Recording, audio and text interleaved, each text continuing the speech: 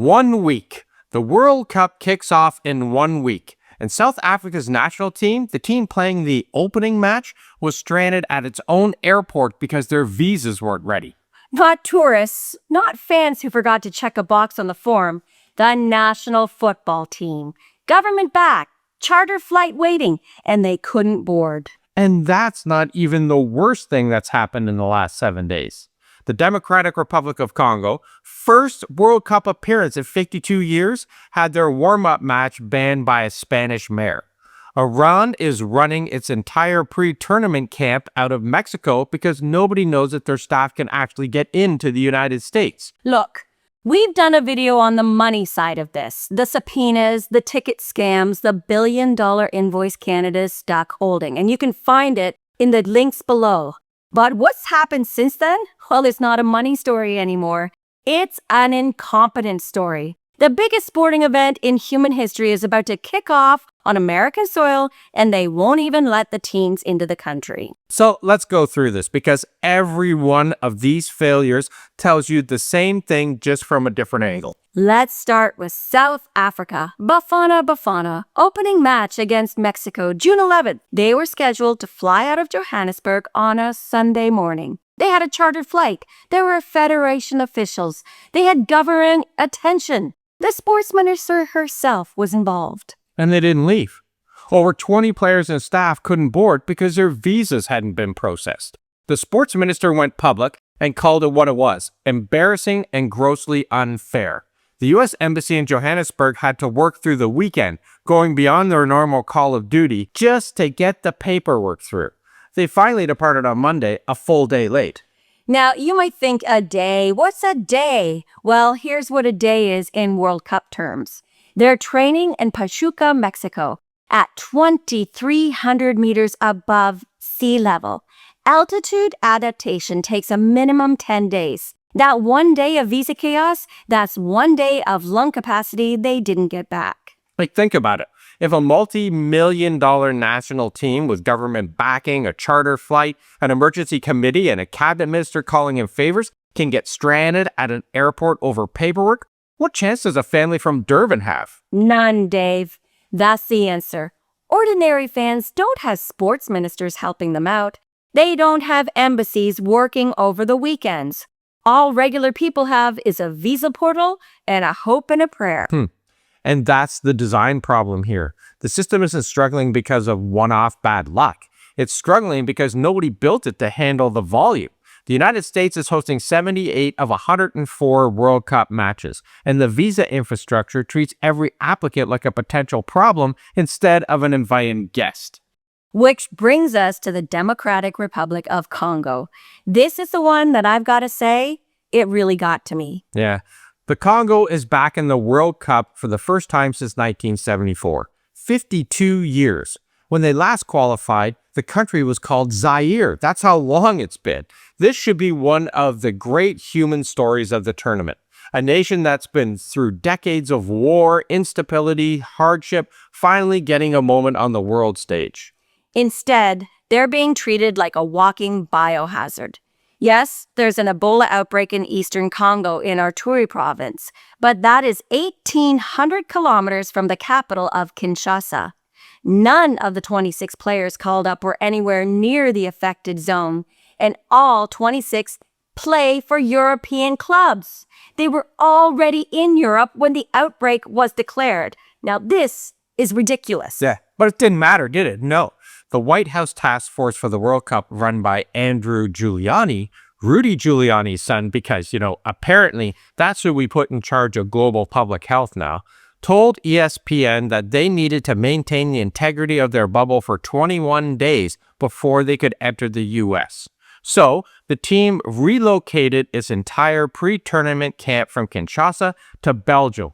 They canceled their farewell match in front of home fans, and then, as if that wasn't enough, the mayor of La Línea de la Concepción in southern Spain signed a decree banning their friendly match against Chile over, quote, health concerns. Their coach, Sébastien Desabre, put it plainly.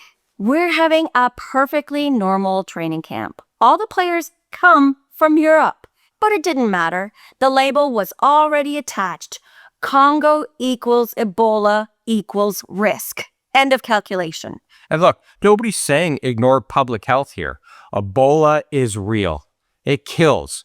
But there is a canyon between health protocol and treating an entire national team like they're carrying a plague because of something happening almost 2,000 kilometers from where any of them have ever been. Even more since they were all living in Europe at the time. Listen, FIFA sells the World Cup as inclusion. Every continent, every flag, the underdog stories are the whole marketing campaign. But when an African team qualifies after half a century and their story becomes isolation, canceled matches, and local politicians saying no thanks, that contradiction isn't incidental. It's the whole tournament in a nutshell. Chaos. Yep. And then there's Iran. And this is where it gets openly political. Iran's team has been preparing outside the United States. They moved their base from Arizona to Tijuana because of the uncertainty. Multiple reports say players have received visas, but key staff and officials have either been denied or left waiting. Iran's federation has formally accused the U.S. of using the visa process as a political weapon, and I'm not surprised. No. Listen, a football team is not just 11 players and a coach. It's medical staff, analysts, administrators, security, translators, communications people, basically a whole machine that keeps the players functioning. Take away pieces of that machine and the team becomes less functional. It's like inviting someone to a dinner party and then saying, you can come in, but your chair, your fork, and your shoes are under review. Iran plays its group matches in the United States, Los Angeles, and Seattle. These are official World Cup matches in a tournament the U.S. agreed to host. If the host country can't guarantee that every qualified team can compete under fair conditions with their full support staff, then the tournament isn't neutral ground. It's just another battlefield for governments that already can't stand each other.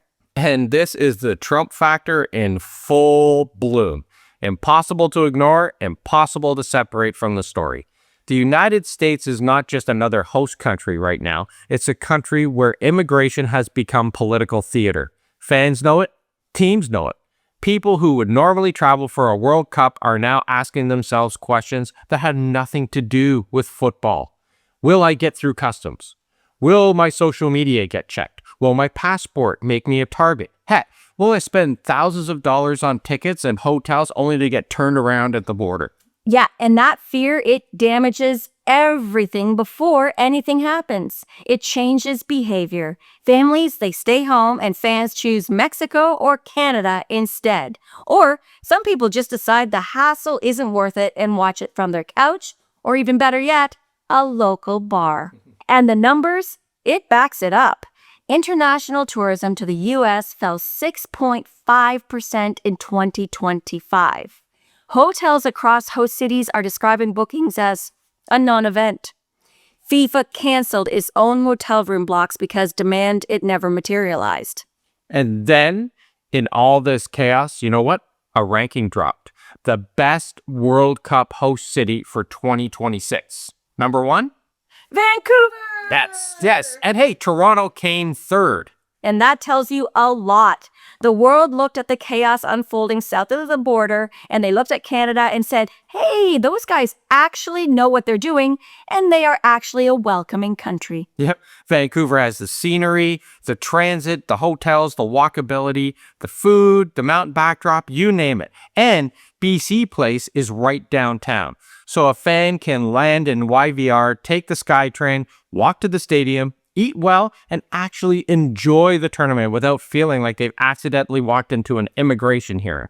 And Toronto has its own strengths. It's multicultural and it's used to major events. You can take the up from the airport and be down at Union Station just a hop, skip, and a jump from the stadium. And it already feels like half the world is represented on one subway line.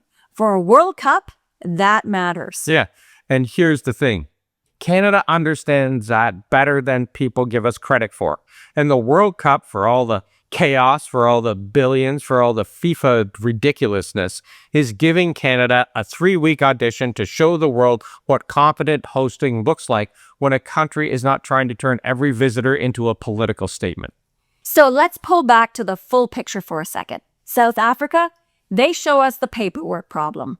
The Congo, it shows the fear problem. And Iran, well, that proves the geopolitical problem. And the United States, the lead, the host, the country with 78 matches, the country that was supposed to showcase itself to the world, well, it's showing a trust problem. The system is buckling right under the weight of several failures happening at once. And Canada? Well, Canada is showing the alternative. Not flashy, just more stable, more welcoming, and less determined to make a global celebration feel like a border interrogation with mascots. So here's what we want to hear from you. We're only a week away from kickoff, and based on everything you've heard and from our previous videos, do you think the United States pulls this off? Or is this tournament going to be remembered as the one where the host country couldn't get out of its own way, and Canada quietly stole the show? And if you want to watch the money side of this with all of the scandals and ticket scams and the $1 billion Canada is on the hook for, that video is linked right at the end of this. So like, share, and hype this so we can get this message out to everyone. Thanks for watching, everybody. Check out the links in the pinned comment, and we'll see you tomorrow. Thanks for watching. Ciao for now.